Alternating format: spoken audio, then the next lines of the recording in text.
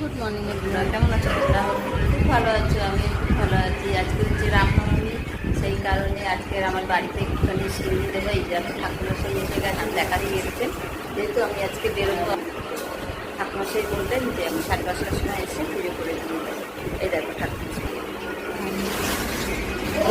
কিন্তু মেয়েদের মাথা ভালো মানবে না, আমি মানবো। আমি মাপছি।